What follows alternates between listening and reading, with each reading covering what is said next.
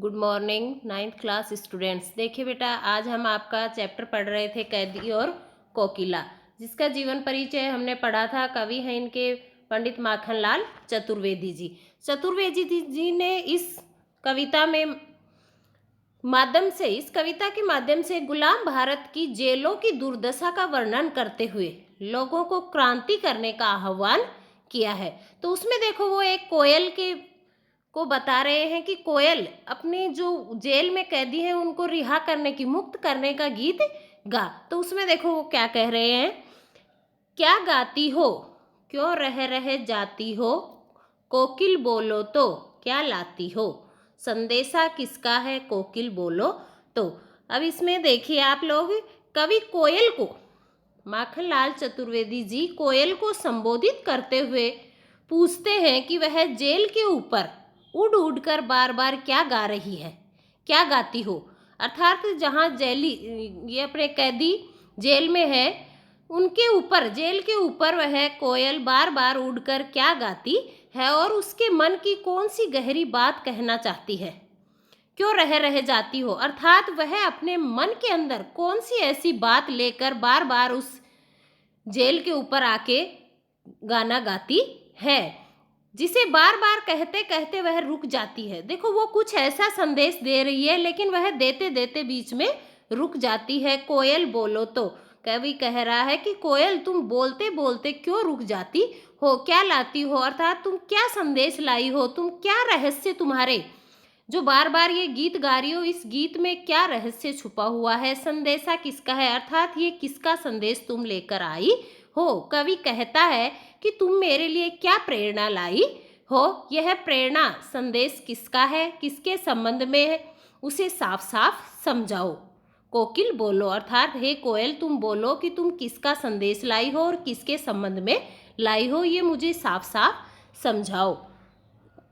Next देखिए, ऊंची काली दीवारों के घेरे में, डाकू चोरों बटमारों के ढेरे में, जीने को देते नहीं भर पेट भर खाना, मरते भी देते नहीं तड़प रह जाना, जीवन पर अब दिन रात कड़ा पहरा है, शासन है या तम का प्रभाव गहरा है, हिमकर निराश कर चला रात भी काली, इस समय काली माँ मई जगी क्यों आली। अब बेटा देखिए, इसमें शब्दार्थ देख लीजिए पहले। बटमार, रास्ते में जाते लोगों को लूटने वाले डाकू। बटमार किसे कहा गया है, रास्ते में जो राहगीर होते हैं उनको लूट कर जाने वाले, लूटने वाले डाकू होते हैं। तम का अर्थ क्या होता है, अंधेरा। तम का अर्थ क्या होता है, यहाँ अंधेरा होता है। और काली माँ मई, काली माँ मई का अर्थ है काले रंग वाली कोयल। काली माँ मई किसके लिए आया है, काले रंग वाली कोयल। और आली, सखी। आली का अर्थ क्या है, सखी। तो देखिए, अब ऊंची काली दीवारों के घेरे में, कवि इसमें ब्रिटिश शासकों के, जो ब्रिटिश शासकों ने हमारे भारतीयों को बंदी गृह में बंदी बना रखा था, तो शासकों के ऐसे कारागृह की ऊंची और अंधेरी दीवारों के घेरे में कैदी है।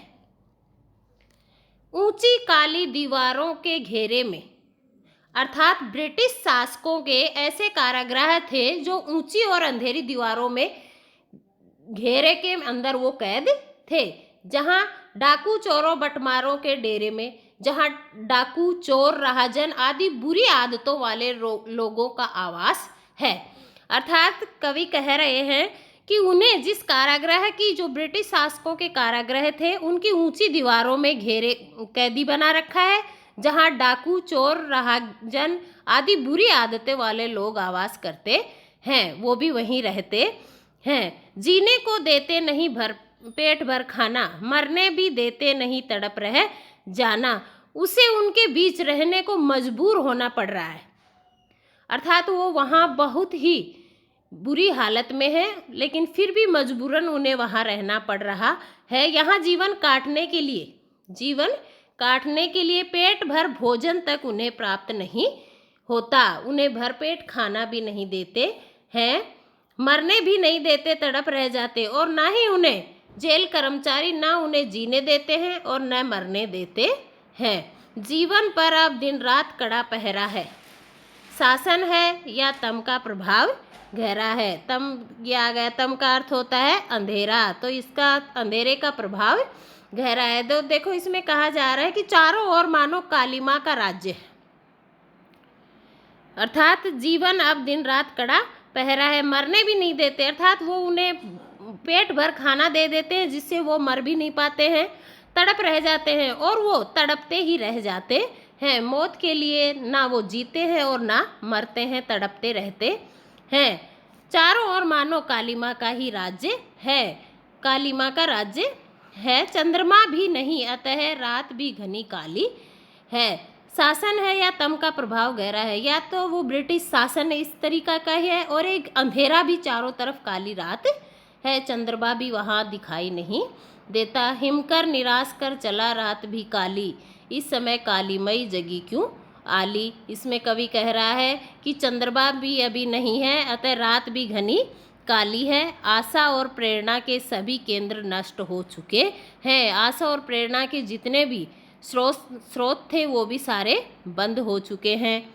नेक्स्ट देखिए, क्यों हुक पड़ी वेदना बोझ वाली सी, कोकिल बोलो तो क्या लूटा।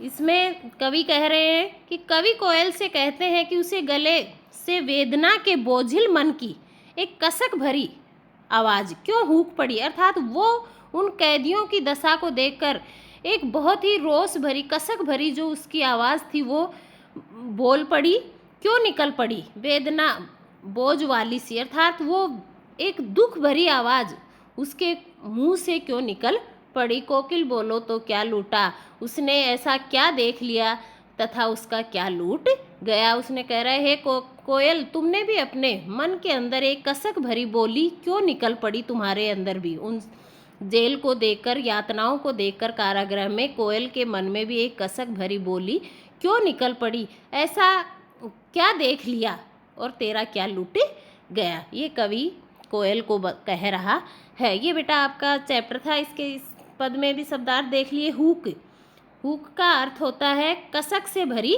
बोली, और वेदना, वेदना होती है पीड़ा। ये दो शब्दार्थ हैं। तो आप लोगों को आज ये शब्दार्थ कर लेने हैं और इस पद को पढ़ के देखना है। धन्यवाद।